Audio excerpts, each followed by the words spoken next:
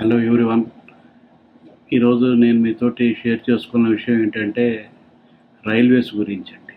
నాకు బాగా పించింగ్ అయ్యే సబ్జెక్ట్ ఇది. ఎందుకంటే రైల్వే అనేది ఒక పెద్ద సంస్థ. ఎంతోమంది ప్రయాణికుల్ని వాళ్ళ గమ్యస్థానాలకు చేర్చే సంస్థ.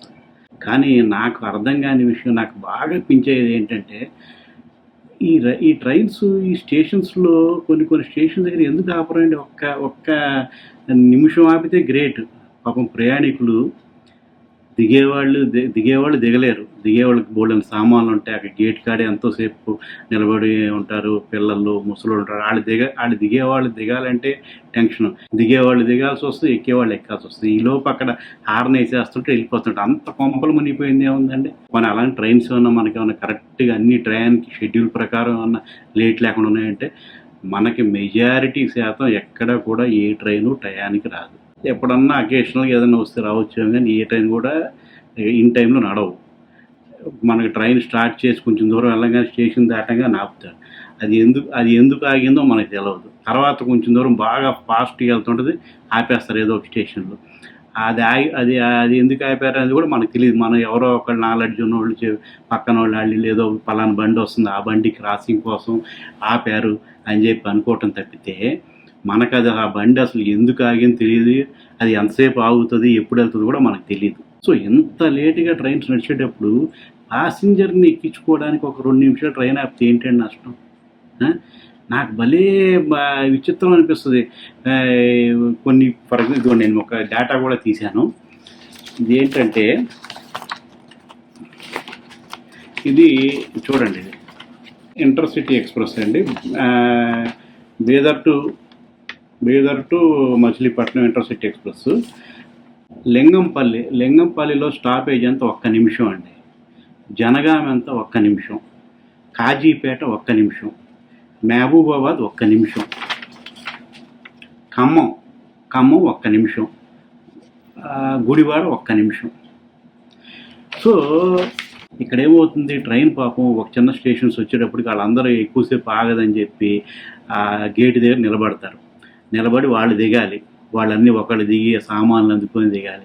తర్వాత ఎక్కాలి. ఎక్కేవాడికి ఏమో వెళ్ళిపోద్ది అని టెన్షన్ ఉంటుంది, దిగేవాడికి ట్రైన్ వెళ్ళిపోద్ది అని టెన్షన్ ఉంటుంది. అంత ఇదే ఉందండి మన ట్రైన్స్కి. ఏముంది, ఒక 2 నిమిషాలు ఆపి ఆగి అందరూ ఎక్కిన తర్వాత ఒక కాజన్ హార్న్ ఒకటి వేసి, అంటే అది వేసిన తర్వాత ఇంకొక 20 సెకండ్స్కో 30 సెకండ్స్కో బయలుదేరుతుంది అనేటువంటి ఒక ఇండికేషన్ లాగా పెట్టి అందరిని ఎక్కించుకొని వెళ్ళచ్చు కదా. మరి ప్యాసింజర్స్ కోసం ట్రైన్స్ పెట్టినప్పుడు అంత హడావుడి ఒక్కొక్క నిమిషం.